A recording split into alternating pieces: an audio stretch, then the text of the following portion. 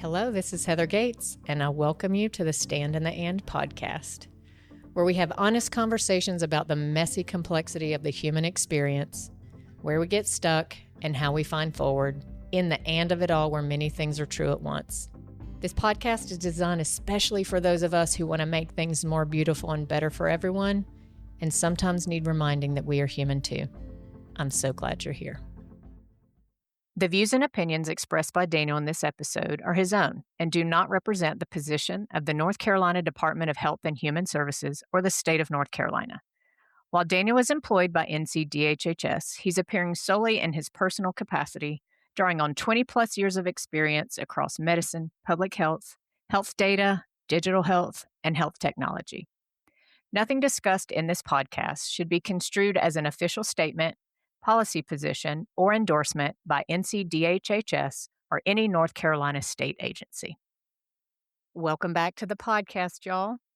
I'm Heather Gates, and I am joined today with fellow health systems thinker and heart-forward leader, Daniel Carnegie. Daniel, thank you so much for standing in the and with me today. Absolutely. It was something that I was looking forward to, Heather, and I really enjoy talking with you and just pontificating about life, and hopefully we drop some gems for the audience.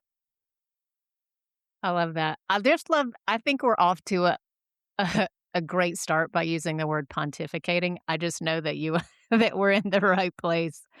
And we're here to have some fun together and pontificate, and we'll see what the benefit of that might be for Very other good. people. But Very before good. we start pontificating, I do want to give you an opportunity, Daniel, to introduce yourself in whatever way feels meaningful to you before we get started. Sure. Thank you for that. I'll probably stay more career focused. I think that might influence a lot of things that we talk about. But when I look back, my career probably seems very non-linear from the outside, but it doesn't feel that way to me. It feels like one long effort to understand where health really happens, where Mm, systems fail, and what it takes to build them better. I'll start off with general surgery. In surgery, it taught me to be very disciplined. It taught me about preparation and what failure looks like when it's loud and immediate. Then transitioning into public health and research, that widened my lens from individual patients to communities and systems. Next, informatics and strategy taught me that even great people struggle inside poorly designed systems. And then preventive medicine deepened my commitment to thinking upstream about risk, prevention, and the structures that shape who gets care and who gets left behind. Now, as Chief Data Officer for North Carolina Department of Health and Human Services, I get to bring those lessons together in a different way. My work is still about care, it's still about outcomes, it's still about service. The scale is just different. I didn't leave medicine, I widened the definition of what the patient is. hmm. How lovely for you to have a chance to reflect even your own story to yourself, maybe in that way. I'm curious if even in preparation for doing that, because it is, I think a striking thing. You can't help but meet you and go, wow, what a diverse set of experiences you've had. Yes, yes. It's certainly And the path less traveled, but I've learned a lot. I've talked to a lot of people, and that helps guide decision making to this day.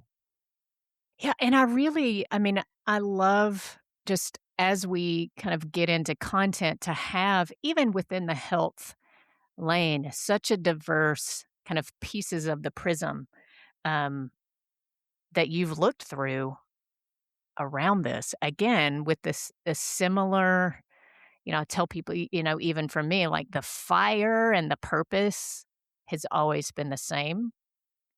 I'm just kind of figuring out how I might be in most service to that. But yeah, I look forward to, and I hope you, and I know you will, bring all of those experiences to the conversation today. Before Yes. you tell me what we're going to be talking about today, which for everyone, I'm going to learn about when they learn about, apparently. I do. Let's human together for a second. We call it the and stand, but it's like, what and are you standing in as you show up today? And I can go Sure. first if you want me to, or you can go. Why don't you go first? I was on vacation for a couple of weeks. I don't know if everybody knows this because our release schedule's so scattered that you probably can't tell a difference. This is my first week back. My first week back, and as I think about where I sit, here we are on, late at the end of a week. I feel I'm gonna pick feeling words, I think. I feel very humbled by the complexity and the tension and of the challenges ahead and within right now. Um, Related to the topic today and beyond, the tensions are so big, and I have a passion and a fire to to try to be helpful, and I find myself often humbled, and I talk about this a lot, like humbled by the human experience, but in this case, just really humbled by the magnitude of the not only the challenge, but kind of the tensions and the and that are around that.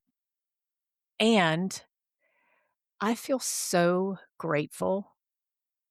I got to talk to you earlier this week in preparation. And even after that call, I am so grateful not only to know that there are loving, brilliant people waking up every day to try to figure out really challenging problems, but that I get to work with a bunch of them Yes. and have podcast with them. I feel just really grateful for the connection, for the knowing. I feel grateful to know that amidst challenge and the things we might hear about most on TV, like there are just loving, brilliant people trying to figure out really hard problems. And that both inspires me and it feels comforting to me. And Mhm.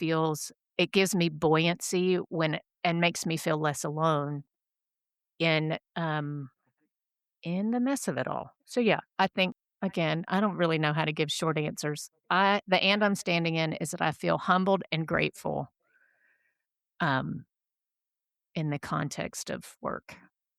How about you? I love that. I love that. I, uh, I took a different approach, and this is Yeah, probably a great. little bit of carryover from our conversation earlier. Mm. But the and that I wanna kinda drive the conversation through was being in the position to be able to accelerate and be a stewardship. So acceleration and stewardship is the and that I'm functioning in today and throughout my job and, how I've been living through many different career paths and journeys. And is that the and that we're gonna talk about? I'm hopeful that it is. Okay. Because I invite a what and are we standing in just kind of generally, and then here's our topic, and I think for you today, those are the same, is what you're saying to Yes, me. that's Okay. correct. Well, then we won't make you explain your personal piece of it. So, and so in your context, you mentioned that you are the chief data officer at Yes, DHHS. that's And correct. when you say that you're standing in the and of acceleration and stewardship, let's just talk about in the context then of technology and innovation, or kind of how would we kind of acceleration and stewardship, right? Specifically in that context. Sure, sure. Yeah, Okay. I, for me, Yeah, tell us more. I think acceleration is about not being complacent. Um, there are real problems that need solving, and I don't believe paralysis is leadership. But stewardship means remembering that not every intervention is wise just because it's possible. It means respecting readiness, listening to the other people closest to the work, and being honest about unintended consequences.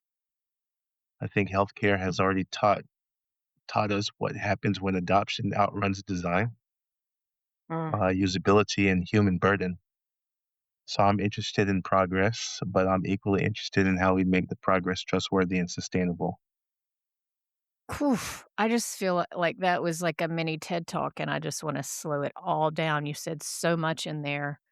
Yes. Um, accelerate so kinda just to take these words separately and then maybe talk about how that shows up in a squeeze, especially when we Yeah. think about tech, innovation, Hmm. um, change. So acceleration being we're not complete when I think of acceleration, right, this, like, momentum, this forward motion. Like, I have a belief about moving forward and that Yes. it's part of leadership is that forward motion. And I wanna make sure I heard it. Not everything what did you say? Not everything that's possible is wise? Or do it, that you should do it. And So maybe we start with that one. Yeah. right, so it's almost this, like, go and caution, acceleration, and I love the word stewardship, and I bet that's what you're we decided that I wasn't gonna know about this in advance, and I am always, excited about the language and the words that you choose. So stewardship is such an interesting frame even, right? You could have called that caution or a lot of other Sure. things. Sure. So when we think about stewardship and kind of the responsibility, it sounds like, Hmm. right? Kind of the Hmm. attentiveness, the mindfulness, and the wisdom. How do those, so if we hold those two things as true, that there is both, for you, a value on acceleration, or we think about even acceleration in context and then stewardship. Do they kind of is it a matter of let's be mindful that both of those are true and they're true, or do they bump into each other? Do you feel kind of a squeeze when you try to hold both of those?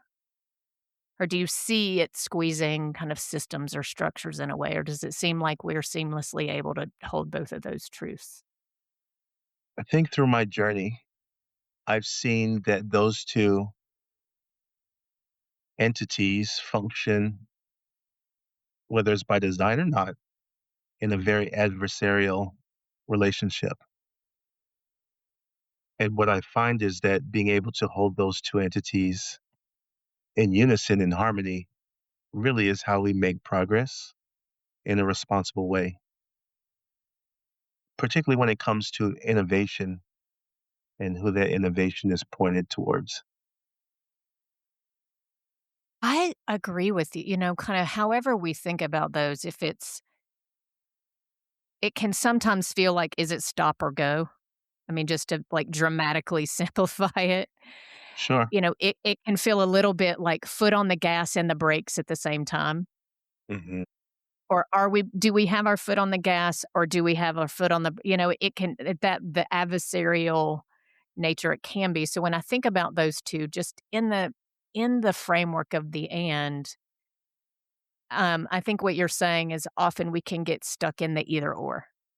Yes. And it doesn't have to Maybe. be that I way. mean, maybe you're saying they can just be at conflict, but sometimes I think that to me is like we're either kinda get stuck on one side or the other.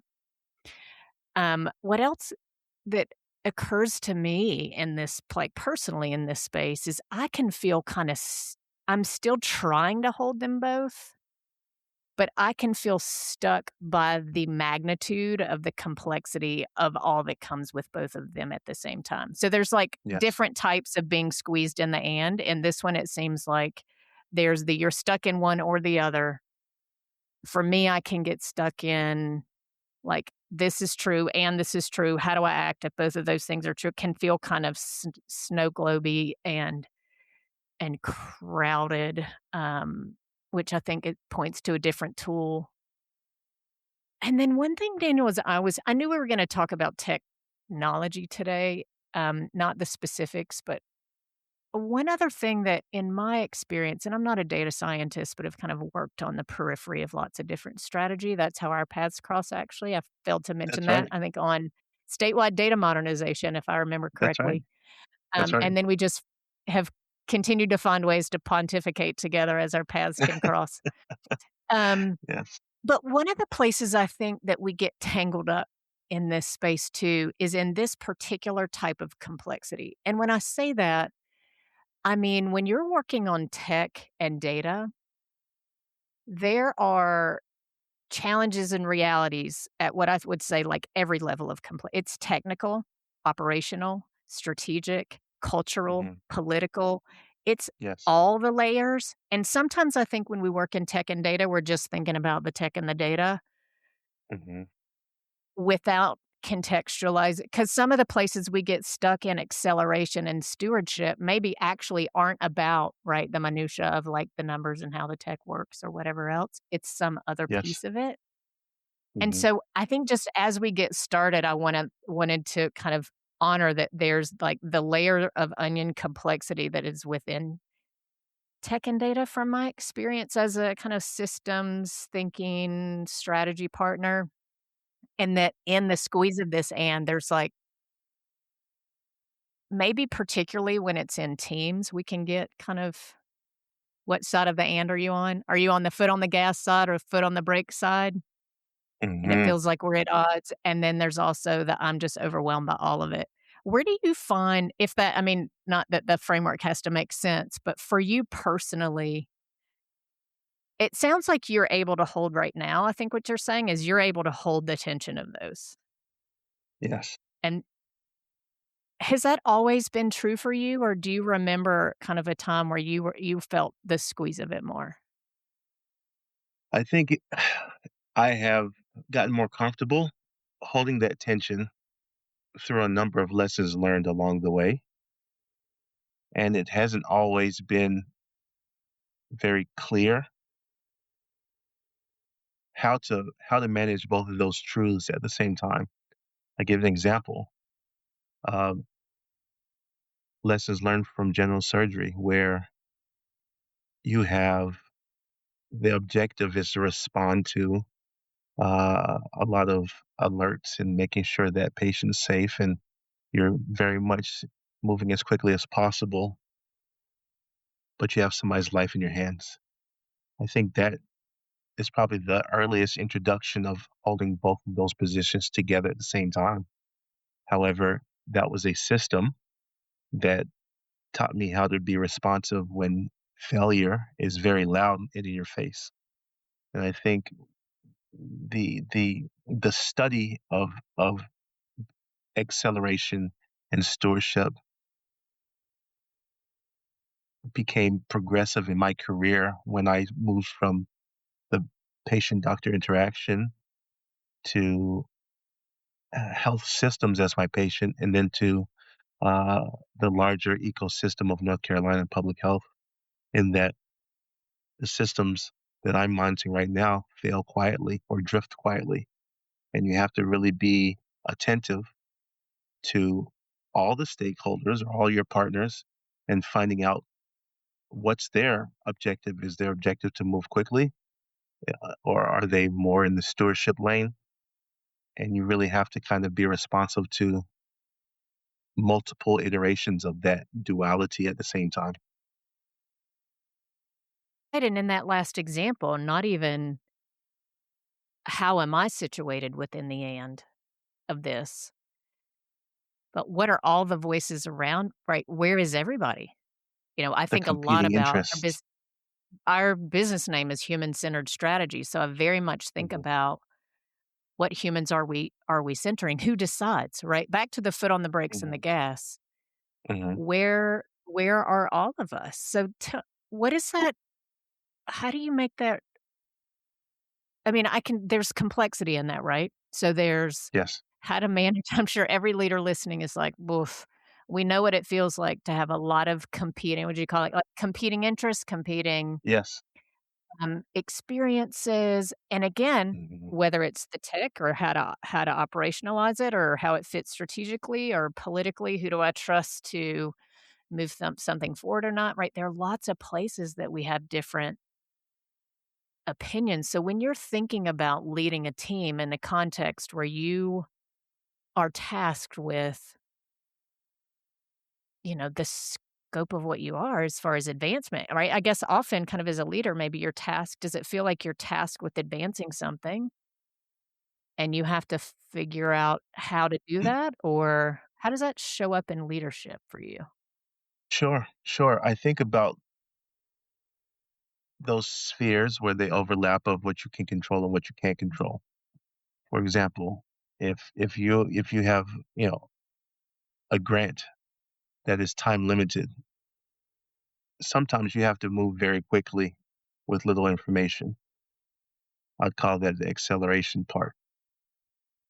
However, depending on who's a recipient of the activities of this grant, that it brings about the question of if we have to move quickly and that's out of our control, how do we do that in the best way as a steward or in the stewardship role?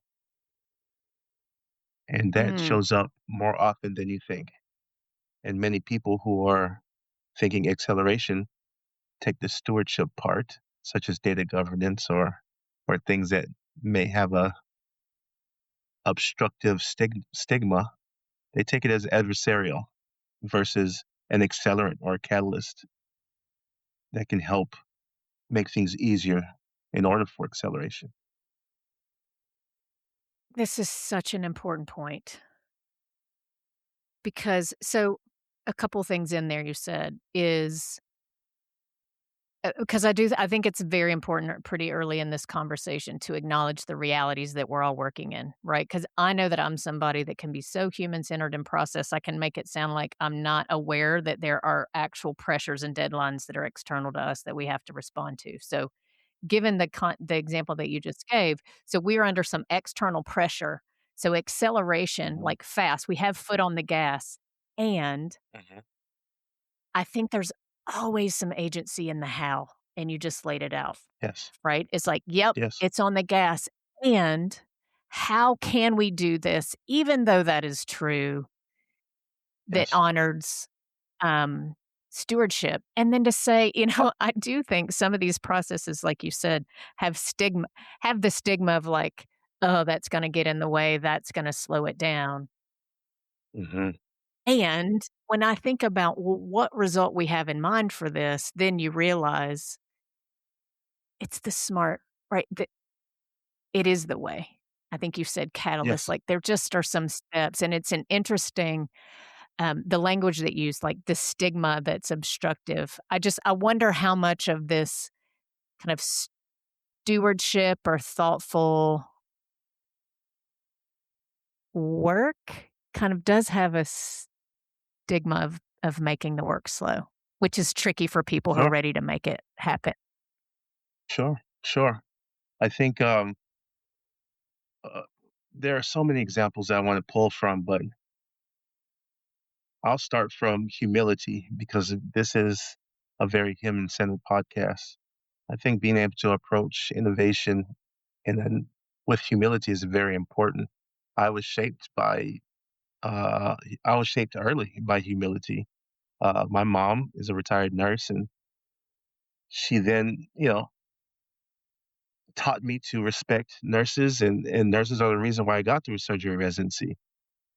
Over time, I Shout out to learned all that the hierarchy nurses does not have. listening. Yes, yes, yes, yes, yes. I, Go I ahead, learned sorry. that hierarchy does not have a monopoly on wisdom, and that listening is the price of admission for learning. All those things kind of play a role in how I think about innovation in my role now.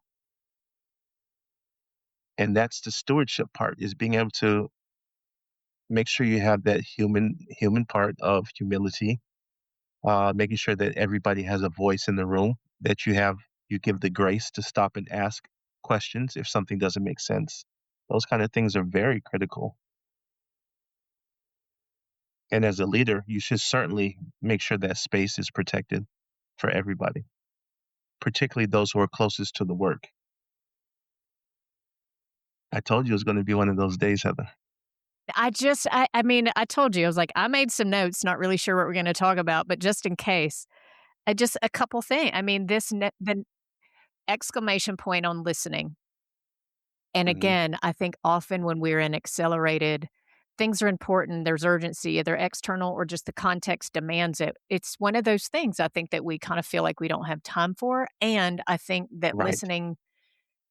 listening to who about what, it can't be everybody about everything. So, we can I want to maybe dig in a little bit to listening in this context to Hmm. figure out how do you hold the Hmm. tension even around what is when or who or enough or those sorts of things when you're thinking about it. And then you also mentioned question, both that I just think it's a critical piece of the human centered how of any innovation and change. But in particular, Daniel, I've found when we're talking about technology in the context of complexity, we are often bringing many different people together around a shared goal, let's say. And if I'm a practitioner, like I don't know what you're saying if you talk to me in like data science stuff or if you're the vendor. Like there's so much detail in here and it can be so intimidating when you're in a room, probably on all sides. Medical has jargon, public health has jargon, tech has jargon, data. We can't even really we learned this in our some of our statewide work when you say, "Let's talk about data." That means 1,000 things. Are we talking about That's right. population? Are we talking about performance? Are we talking like, what do you mean by data? Qualitative like, there's so much nuance. I do not in my experience, like, we cannot get there without some, like, really courageous hand raising to say, ask some really basic questions. Like, "Daniel, when you say data, what does that mean to you?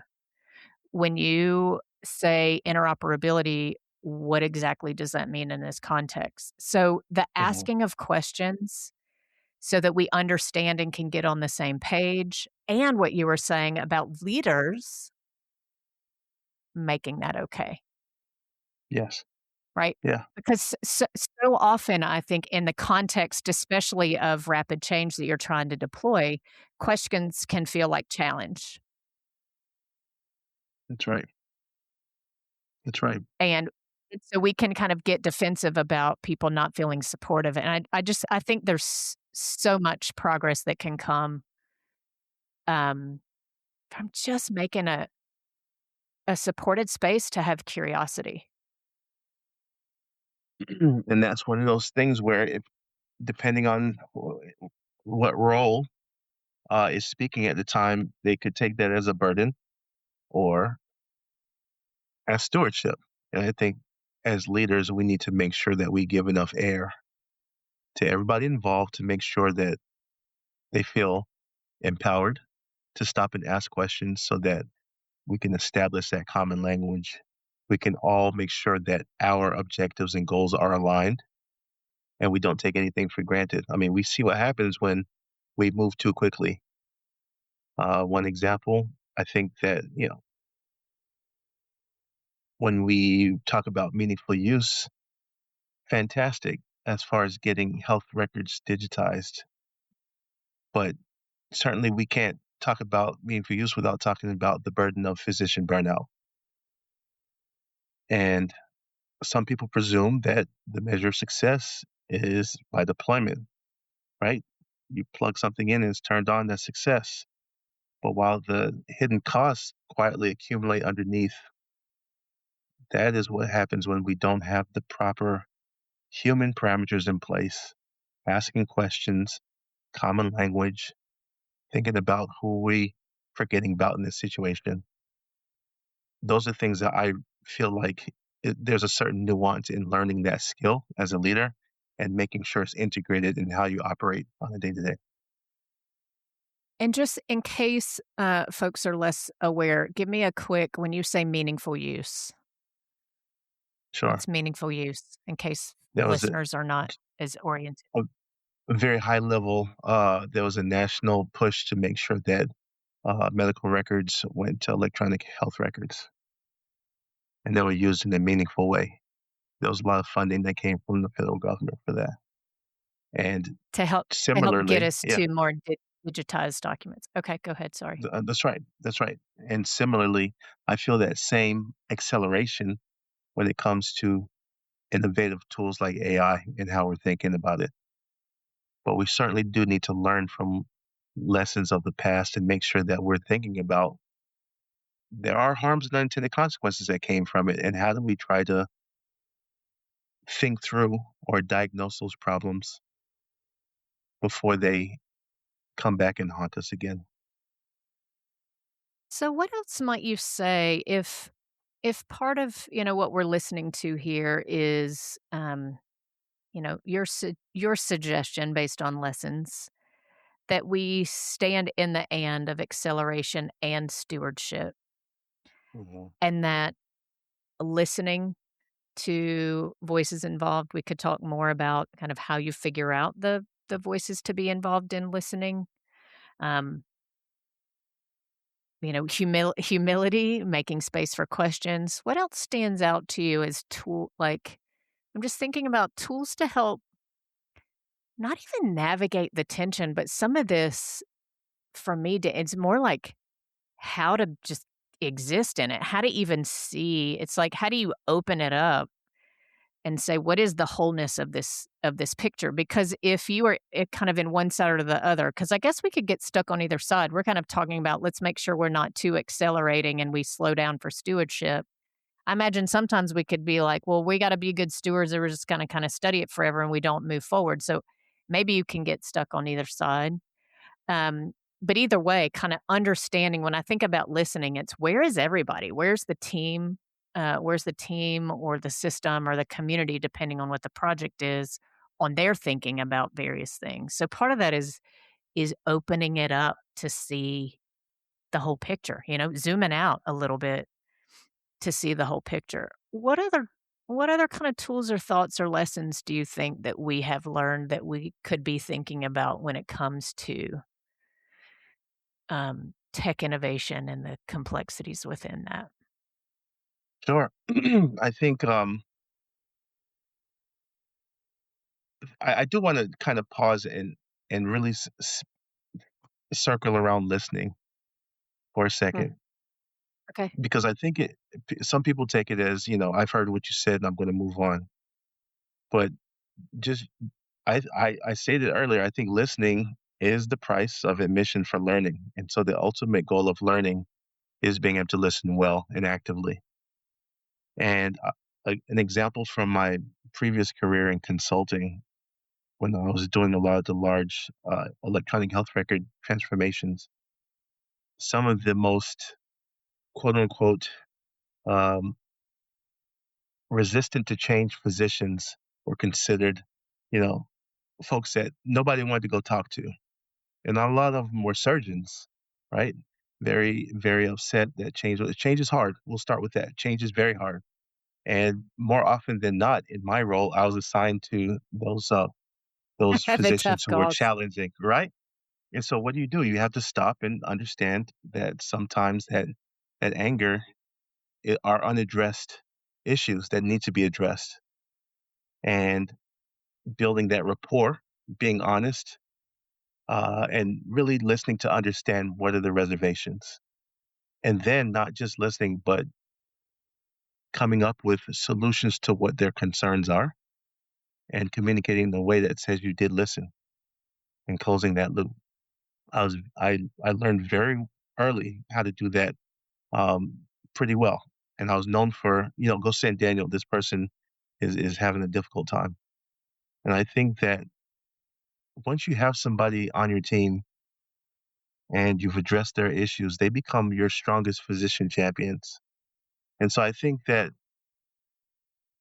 listening is not just, I've heard what you said, but being able to be active and really address those things that they're concerned about, and making sure that you guys are moving on, if not, amicably, at least in a progressive way. And I think that that's one of those human parts of the puzzle that we kind of gloss over. Yeah, I mean, even you put listening on the table for us as an important thing, but even getting into really digging into what do we mean by listening, right? Yes, And how do I feel listened to is what I hear yes, in this yes, is and it's not even, "Oh, let's do active listening so that I'm saying, Daniel, this is what I hear you saying." It's, "Oh, I'm gonna go handle something." yes. Right? It's That's active right. in as a thing is now gonna happen, and I'm gonna communicate back to you that the thing that you wanted to happen happened. 'Cause so I think we often miss this is listening of all sorts, right? Yes, There's the, "I heard what you said," and then there's a subtle kind of validate you just said, "And some of these needs need to be addressed." yes. And so then we address them, and then we do the circle back and close that loop.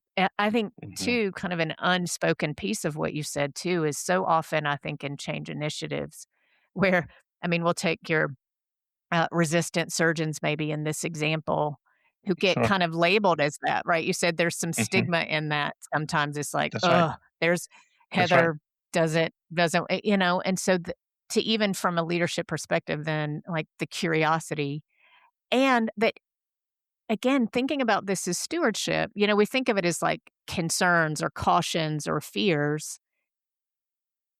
And how do we turn toward those and understand them better? How do we turn Yes. toward them with curiosity? Um, Hmm. and not either as something that's slowing down the process or perceived as being resistant to the vision. I think there's, yeah, like you said, probably a lot of missed opportunity in there.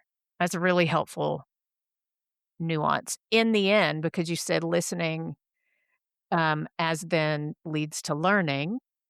So Yes. this value on, I guess then first you have to say, I value learning as much as I can. I mean, I guess if we approached it from, I want to learn as much as I can about how to make this successful, Hmm.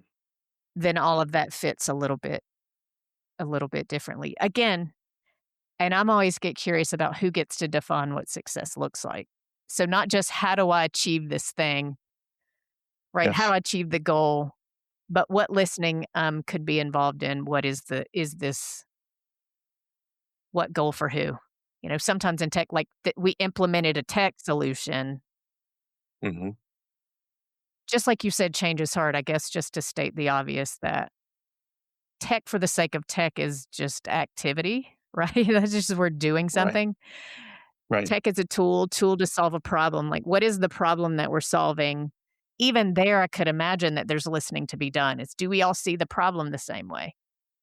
And can Well, we I all wanted. imagine this, right? Because otherwise, if it's like, oh, Yes. we're pushing this thing, we're like, I don't even understand the problem that we're trying to solve. There's so many opportunities for us to miss each other, I guess, in this. Yes. Absolutely. And even understanding, you really got my brain percolating here. I have another lesson learned from my life in surgery in that there was this back and forth between the surgical tech and the surgeon where the surgeon would say, "Give me what I need, not what I ask for." Through decades of consulting, I've learned to listen to my clients, tell me what they think they need, and then do that due diligence of disciplined sequencing, right? You do your assessment, you do a good design, you do a good build, you test it well, you train it well, implement well, and then that builds a sustainable model that you can scale. But I think there's a level of discernment that's required on top of the listening where you go beyond, I hear you, I'm going to do what you say, into, is that really what you're looking for? And you'll find that a lot of the I want translates into old problems that were not really addressed properly or that are ongoing. And instead of bringing that bright and shiny, let's investigate how you can improve your circumstance right now. Do you know, as I hear us and like zoom out, I'm like, wow, we just made this all really more messy and complicated from a process perspective when you think about, I don't know, there's something sometimes that could feel kind of clean and shiny to me about tech Mhm, innovation and data mhm, so often in our work, right? Otherwise, we're talking about these big kind of macro population health. When I think of like, oh, we're going to adopt a new EHR, that feels like a contained thing. There's a product, it'll be clear when it's done. But I'm, again, just humbled by the complexity, even as you talk about this, about the layers of need and nuance um, that are involved, really, and kind of how we're in this dance all the time about acceleration and stewardship, to use your language, and then discernment. Like, probably across all ands, I mean, that's really what we're wrestling with. So if we say, mhm. yes, we'll honor that both of these things are true and we want to hold them at the same time, then it's a constantly flexing the muscle and the tool that's just tricky and hard is discernment. So I don't know. That's Yeah, just an observation of like it's a lot. It's a and I'm lot to gonna do, and I can see. Go. yeah, I was gonna say I was Go gonna ahead. try You to got something make ready that to come out. I was gonna make that muddy a little bit less muddy in that when we Go think ahead. tech and AI, you know, for somebody that looking at something for face value, it's plugging in something and it goes. But the stewardship really is pulling the human aspect that's um, less often in the room, that needs to be more of the process, and that we need to translate everything into human stakes. What does that mean? We need to talk about what trust looks like. We need to talk about the burden of those frontline staff who are closest to the work, and are we causing more burden through the tech and enablement? We need to talk about fear. I think fear is a great motivator for resistance.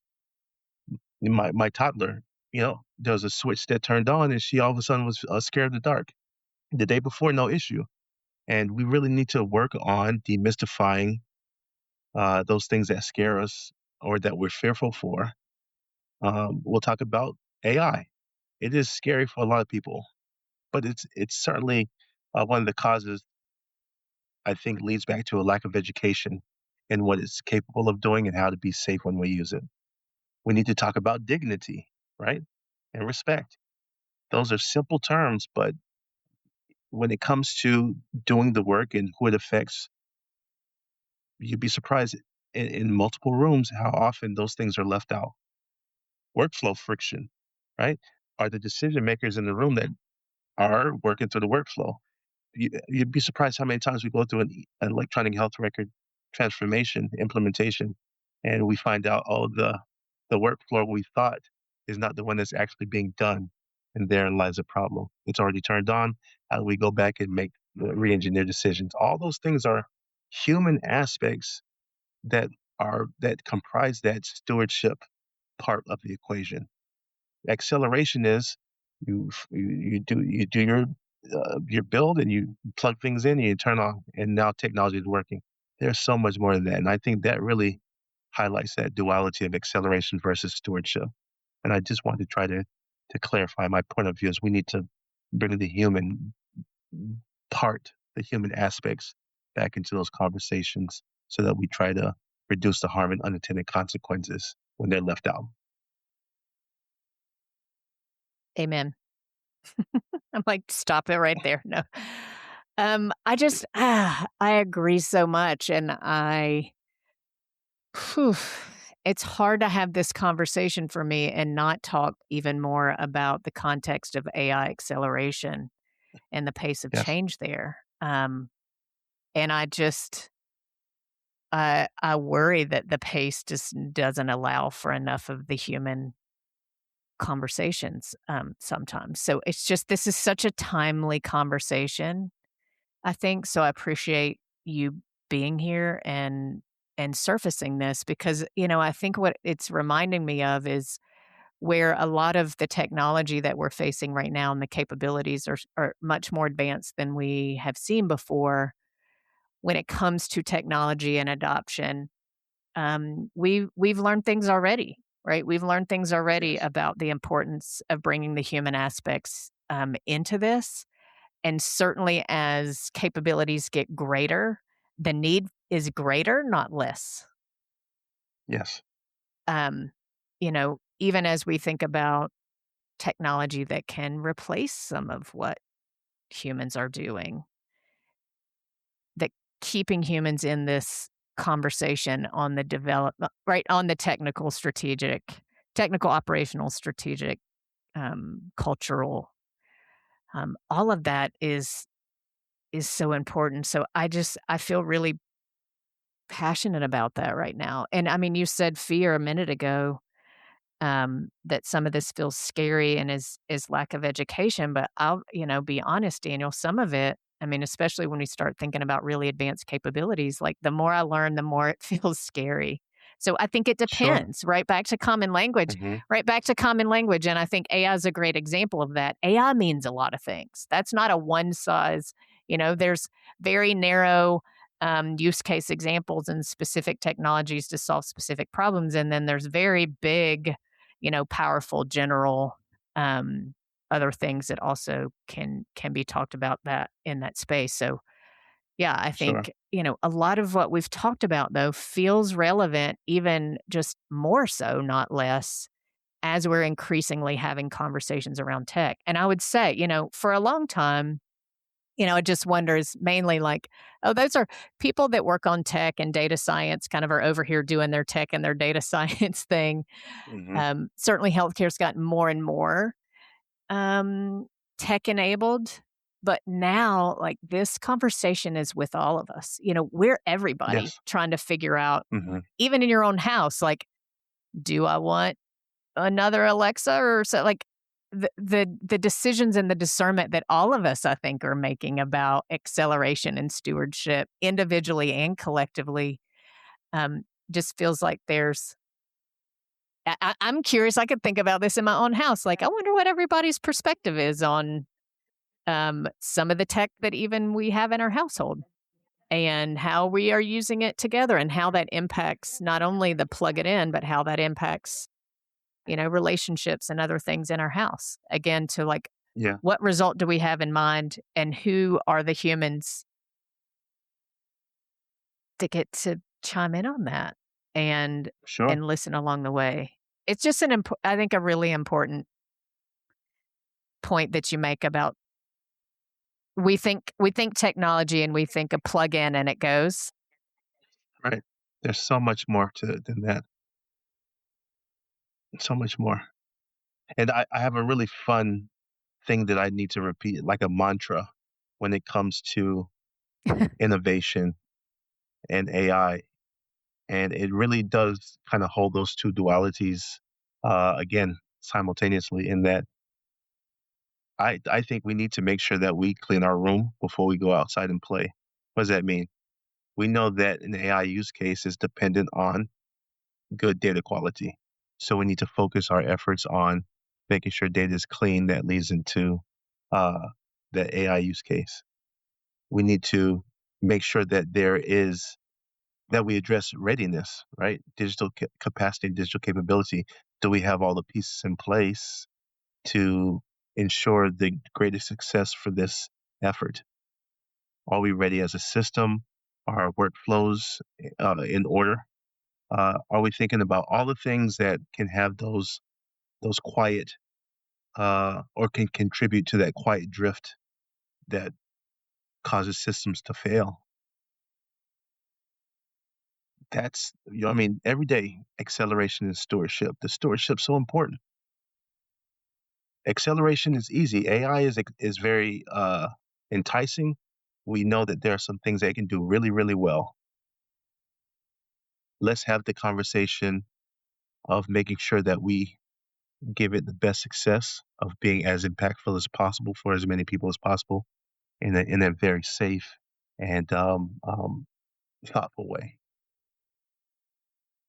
Yeah, I agree. You said the word safe. I just right. I think so. That's so much of what I'm thinking about is how do we what are the conversations needed to help make sure that we have done the thoughtful work needed to optimize the benefit and mitigate the risk.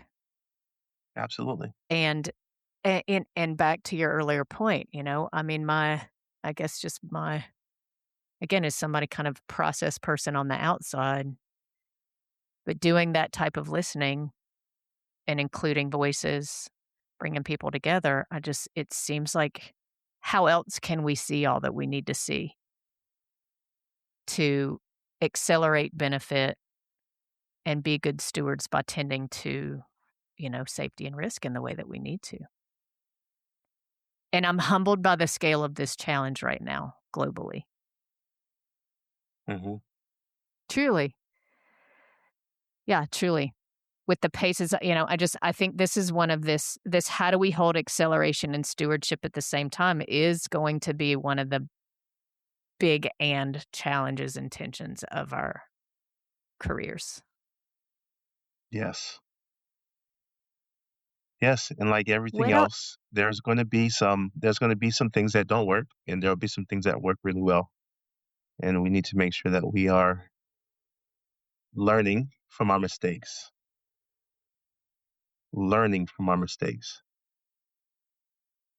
Yeah, some of which we've already right. There's lessons we've learned from other uh, um, deployments. And one of the things, I think just to kind of pick up on that from a process perspective, because sometimes I think tech can be in this mindset of, move fast and break things and like learn and then fix it and go along the way. And I think I've said on a prior podcast, like it makes me itchy to think about that approach in complex systems of community, in large system where trust is so important to hold. So, I think it's another and of that's why we said, move fast is the acceleration side and also stewardship is the thoughtfulness in advance, right? Like, what can we do with the how and the listening in advance of a deployment? And obviously, we're going to learn things along the way. But yeah, I guess the word that stands out to me, Daniel, from hearing you is just being intentional. I mean, being intentional about what did you say? Bringing the human aspects, um, and the and human stakes. Yes. Those simple things like trust, burden, dignity, access, burnout, those things that are not necessarily part of the playbook of implementation, but certainly I'd make the argument that they should be. So, what if somebody's listening and they're like, "Oof, sounds good. Maybe we should be doing that more than we are." Yeah, What does it look like in yeah, real life? What does it look like in real life to say, oh, we're thinking about some technology, whatever it is. People are looking at a project, some adoption that they're considering, like from idea to neck. Like, how do you make that real in real life? sure. I'd give a life example first and kind of talk about how that translates into reality right now. One of the biggest lessons I learned in surgery is knowing when to cut and when not to cut. Just because you can intervene does not mean you should. Sometimes the real skill is not action, but judgment. Knowing when the conditions are right, when the diagnosis is clear, intervention is more likely to help than harm. And now you can translate that into AI. Same question. Just because a use case is technically possible does not mean it's ready to be deployed. If the data is poor, if the workflow is weak, the governance is immature, or users are unprepared, then layering AI on top of that operation before we're ready, it may look decisive, but it's going to make problems down the road. And that's the reality that such a simple concept is given that space to ask questions. And we've seen it many times, things are highlighted early as problems, and we kind of gloss over them because of the need to go fast. This this grant money is going to run out, or we need to have a decision by XYZ. Sometimes the safer action is not to do anything because moving in a way that puts that um, project in jeopardy is not the right thing to do. I'd query everybody listening. Think about that situation where the problems We're called out earlier, and in that sphere of things that we can't control, there's a timeline where money needs to be spent, or there's a chance that will go away. Sometimes we've made the decision to do in lieu of the problems that were highlighted. It is no surprise that things did not work out as we anticipated. And now we end up paying a higher expense to try to mitigate that than the original cost of the project. That's a very common reality. So judgment, I'll circle back to judgment. Just wonder, because part of that, when you said that there are systems that we need to get in place or things are moving forward too fast, I wonder, I think I'm still sitting and maybe I'm self-conscious about it because I'm often the person maybe doing it is the listening feeling slow, right? The we don't have time. And I wonder if that it just makes me wonder how we're listening. Like, I think we can learn a lot in an hour, Like, Hmm. Hmm. I don't know if it's that we don't have time. I don't know if it's people, that we're not sure how to do it. I mean, sometimes yes, it takes time, but I feel like some listening is better. Like, surely there are some cases where we could at least add a little bit. I guess I just am curious if people are like, oh, we don't have time for that. If they imagine it's a much bigger thing than it has to be, right? If Yeah. they're like, oh, if we have to do that, if I need, an all staff listening and a survey of stakeholder, all these things. Cause sometimes, Hmm. sometimes we do all those things. Right, Yes. we do listening in a way that is big, and it does take a long Hmm. time, and I Hmm. think I wanna invite us to stay curious about little listening. Human-centered design probably has a lot of tools to offer in this space, but some observation even. Back to workflow, you gave an interesting workflow example, like, what would some just observing in real-time workflow look like? I mean, that's an observation, not a listening, but like, what are the ways that we can understand or get information that that feel a little lighter and more possible so that we can do them even in things that are because I mean, I feel the sense that the pace of change is on a further accelerated momentum right now, not less, and so if we have felt like that is slow before, I just am concerned that we're gonna feel like we don't have time for it when things get even faster, so it's just a curiosity, what existing meetings, existing gatherings, other processes, right? Asynchronous processes,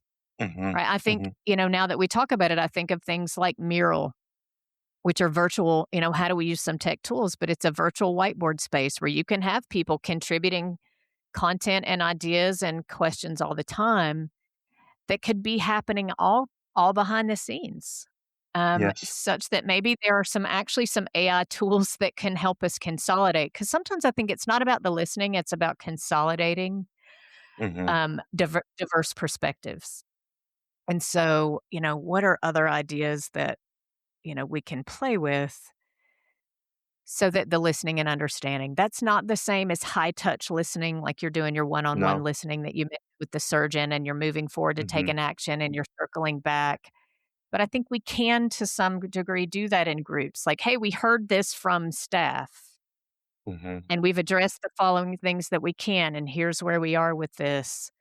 Because it just the realities are sometimes it can't be that one on one and that close up depending on what's happening. So I guess just to open up that it can look a lot of ways, Yes. and Yes. let's let's keep trying. Which is back to the point I guess you're making about stewardship is we have to keep it on here, like, there's not a just foot on accelerate That's right. that doesn't also hold the stewardship that is human, involvement in the process. And a lot of it, I think you mentioned it, but just to kind of reiterate the point of listening is not one thing. It's a variety of things. And then with listening comes accountability, right? Are we listening just to listen? Does that person feel empowered to speak up and ask questions? There's a lot of nuance that goes into the dynamics of communication um, that I think are at play when it comes to those decision points that we're talking about. But I think the overarching theme is circling back to the greater point of stewardship and what we are responsible for if and when we have a seat at the table. We can't just blow past we can't just blow past problems, and we also have to encourage and support everybody in the room having a voice at the table so that if systems are at risk of breaking, somebody feels empowered to speak up and call that out and that we address it before we move on because we know it missing that step looks like. We know that. Daniel, what do you think it takes from so when you just said, like, when people see something they're concerned about, that it's okay to call it out, right? To me, that takes, and we said this a little bit in the beginning on the listening side, that takes both courage from the speaker, courage by the person that's raising their hand, and there's something culturally that's created by a leadership or team or teams that help make that Mhm. possible. Yeah. What do you have any tips for us about how to make it feel okay to raise your hand and go, "I hear you, Daniel, and I don't think your idea is gonna work for the following reasons." hmm hmm I think let's assume that everybody's not going to agree, right? I think that being able to look at options, weigh them, and make a decision based off of best judgment is safe for leadership perspective, knowing that when they make a decision, they're accountable for the output of that decision.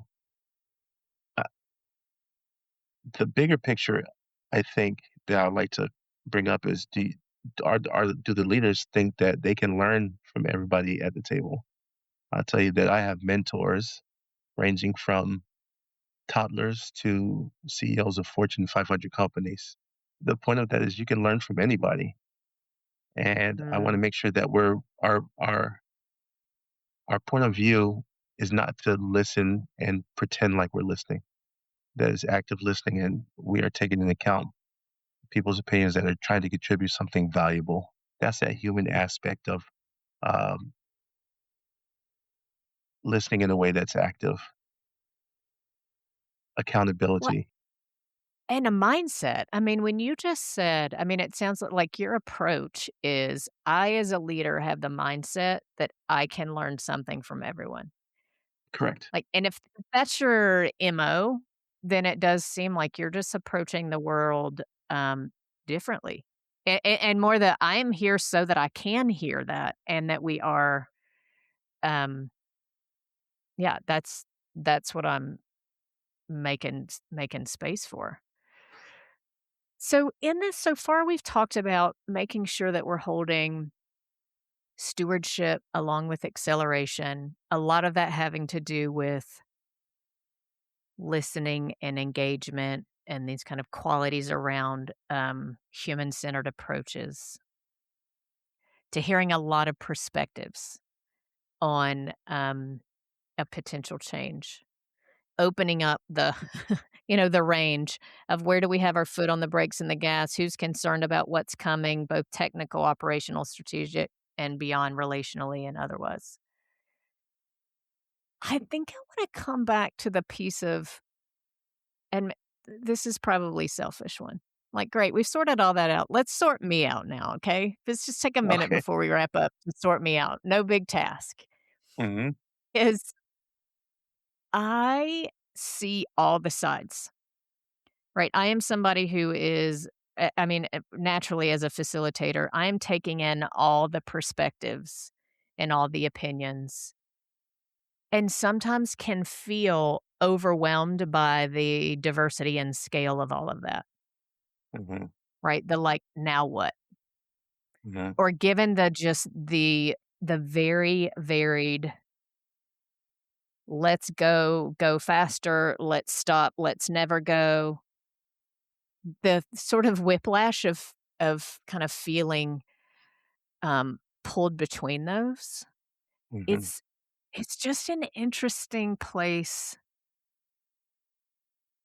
to stand and to be, maybe just to honor that there's, in that process of I'm taking it all in to kind of figure out what to do and what's next. There is a phase of I don't know. When we're still consuming information and you still feel like I thought I knew this and now I don't, and I just, maybe I want to normalize how disorienting sometimes information gathering can be. Yes.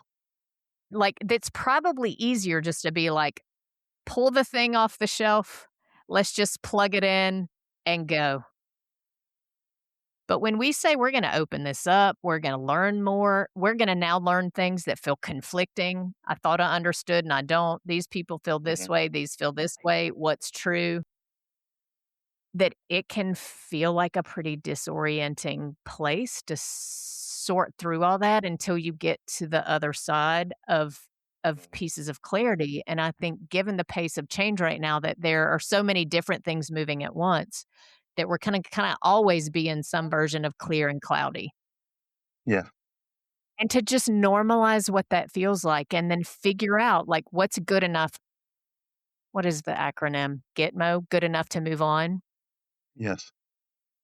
Like, what's enough listening? When am I clear enough? I don't have answers to this. I just wanna acknowledge that it is, for me, feels like a normal part of the process.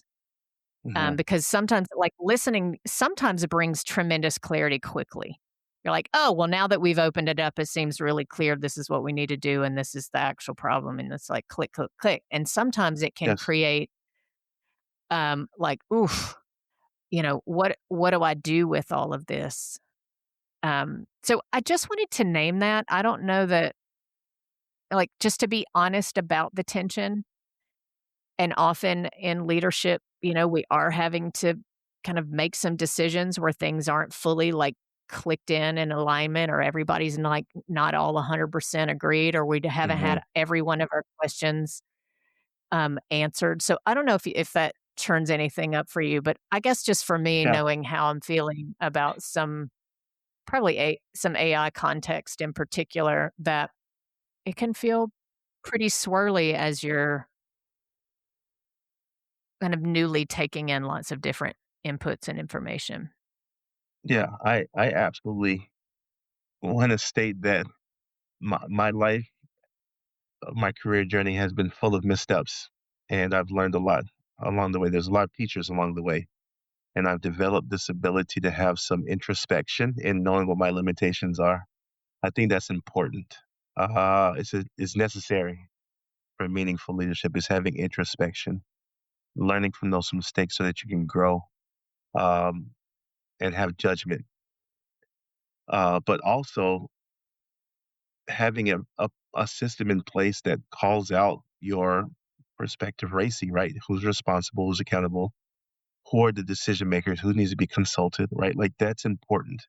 And so to pretend like you're going to have all the answers for everything that you face or every program that you try and lift off the ground, that's far beyond reality.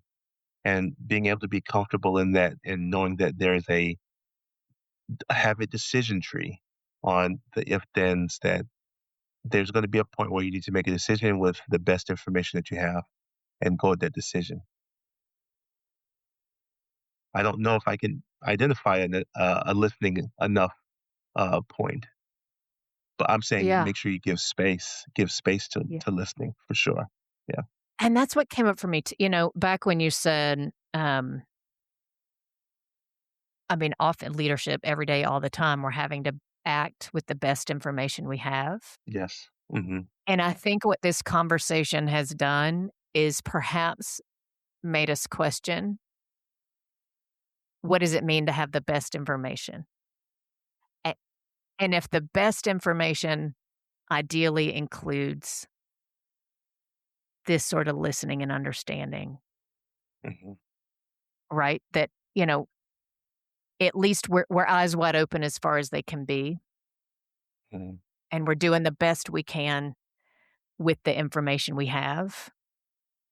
And often I think we have to sit with that. So often, whether complexity or tech or, any of it, there's no don't we wish, right? Can there just be the test that has the answer key and we take Is it this and we right or check it wrong? off Yep. and we Mhm. got an A and we get the gold Yes. star and we know we did a good job and Yes. we celebrate it and we hang it on the fridge? Unfortunately, I think many of us on and listening to this podcast work in, right, volatility, uncertainty, complexity, Mhm. ambiguity, systems that are so complex and complicated, and the work is Mhm. such that it's just not that way, right? It's not like Yes. there is a right answer. I just need to find it, and I find it, and I'm going to get a, and it's fine. It's all this messy kind of navigating um, in, and often picking like what's the least bad path. Like there's no Yes. perfect one. Which Right. one does the most good and the least harm? And if, do it kind of doing our due diligence to get to that point. So it's another a bit of an attention for me too. It's not a matter of being like, well, there's no answer. Let's just like pick something and we got to figure it out and move on. Yes. It's how do I make sure I've learned what I can and considered kind of the broader impacts and implications of this. And now we're going to move forward. But when you do that, I guess what I'm saying, so often for me, it's like, gosh, was that right? Or was this the right decision? And be like, well, what is the metric that we're going to hold up to say that we did the best we could? Yes. Right.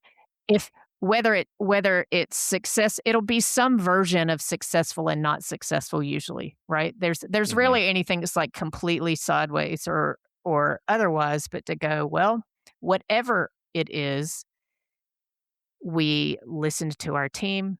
We made the best decision. We cleaned up. What was yours? Like we cleaned up our room, so we know we put good information in. We were attentive. It's like these. It's almost like guiding principles or values or processes that you can stand in and with throughout, so that at the other end we can hold up and say we did the best we could with the best information we have, defined by these things. And maybe that's part of it that just kind of helps anchor what enough means. Right. So I Yeah. deal with this all the time. Like, am I doing enough in the world? Am I making a big enough impact? Or did I serve that client well enough or whatever? And I'm like, well, I showed up in my integrity. I was authentic. I did my Mhm. homework. Like these things Mhm. that I've decided, because I can't control the outcome, but I have agency over my approach. Right. I do think we have a lot of agency. Back to acceleration and stewardship. So much of stewardship Yes. is the how we're going to do it. Right. It's not like Mhm. we're going, it's how are we going to go? And we That's do right. have agency over that. And so, however it go, if we can say we were stewards of this opportunity, which to us means this, maybe we are almost creating kind of operational definitions for what enough means to us that does give Sure. you some buoyancy in the tension of it, Or at least be you know? defensible in your actions, right? And you're talking about my Yeah. world of data now, right? You want to make sure you limit how much noise is coming through. Get some signal, look at your data, and make a determination of an early intervention. And it's oversimplified point of what does the data say, and what are we making our actions and our decisions based off of? Is it decision driven? Is it data driven? Is it for fear of not doing something that we're doing something? What drives you? What's that engine that's driving this mechanism? And have the courage to call it out. If the decision is we need to make a decision that means go, regardless of what the data says, then that is what you state. Be transparent, and move on from it. That it's not always going to be you have the best data, you have the cleanest data, you have all the things that give you a checklist, and your checklist is complete. You never there are situations where you're not going to have all that support that you're making the right decision. And sometimes it's just about uh, going, measuring, improving, and building that cycle. It strikes me that one of, I think in the category of what is stewardship, part of what would is serving, and this is true, I think, for anything, especially when we're talking about collaborative efforts, Mhm, is not only the result we have in mind, what does success look like for this? But there's some, I guess it's almost like the decision filters or criteria or these kind of driving principles before we even get started. Um, what is driving what are we going to have drive us? What are our drivers for this? mhm. I think there's so much that we could clarify on the front end. Um, that does actually say it feels like back to it feels like it's slow. It feels like it's slower, but what we've seen is how much kind of side effect mess can be created in the long run. So if we take a little bit longer range view and say, let's get good and organized. What problem are we solving? What result do we have in mind for this? Um, what are the kind of values or drivers that we're gonna lean on when we're making decisions? That just kind of give you something to stand on to navigate the complexity of all this. And that's 'Cause the point of everything, right? That's where we started. Is have stewardship, have some stewardship. It's not about just accelerating. It's being able to say we have listened, we have done we have done governance, right? There's a decision matrix at play, and have those things that you can defend your decision making. And you're even if you've done all the things, you can still be wrong. That's fine. That's fine. But that stewardship is so important. I think we have to leave it there. You and I can talk for approximately 27 more hours. Yes, And I think the tie there of we have to have some stewardship, alongside our acceleration is both your experience and your lesson learned, yes, and it feels like your call to action and invitation for the rest of us. that's Is right. there anything as you think about this before we wrap up that feels really important to leave us with as folks think about holding this tension, how to move forward in it that feels kind of unspoken? It will be rumbling around in your brain tonight if you don't tell us about it, before we wrap up. Nothing new. I just really want to emphasize that it's so important to understand and lean into the excitement of going outside and playing with AI. It's so important. We need to test it out. We need to expose ourselves to it because it's not going away. But that let's clean our rooms before we go outside and play. I want to leave with that. I think that's such a simple concept, but it certainly does pay dividends when you kind of put things sequencing, put things in order, right? L- Let's And make sure I we're doing anticipate. things. Yep, go ahead. Go ahead. I apologize. Yeah, I want to Mm-mm. make You sure said we that gotta we put are. things in order. That's right. Sequencing is so important. All right. So everybody go clean your room. That's right. Daniel And sa then go have fun. Daniel says we gotta get ready, um, and go have fun. Yeah, and there's a lot in there. I think anybody who knows me close up knows that I have so much swirling in me about this AI conversation. Mhm. And I anticipate that we'll have more discussions about it because I do think it is an area that we all really need to be paying attention to, both from excitement and a challenge and risk perspective that does have really important implications for all of us. So more on that maybe from me another time. But I really, Daniel, appreciate you leaning into the end of this complexity, kind of deal with the complexity of human systems and change in the context of tech is just a lot to kind of lean in and wrap your head around. Um, so I always enjoy talking and pontificating with you. So thank you for being here Oh, it was a uh, pleasure. It was a today. pleasure. Thank you so much, Heather, for the invitation. Of course, I hope we can do it again. And for everybody else, thanks for hanging in for Heather and Daniel's pontification and pondering podcast. Um, if something in here resonated, yeah, I hope you'll share it with somebody. I'm always curious about how our conversations prompt other conversations.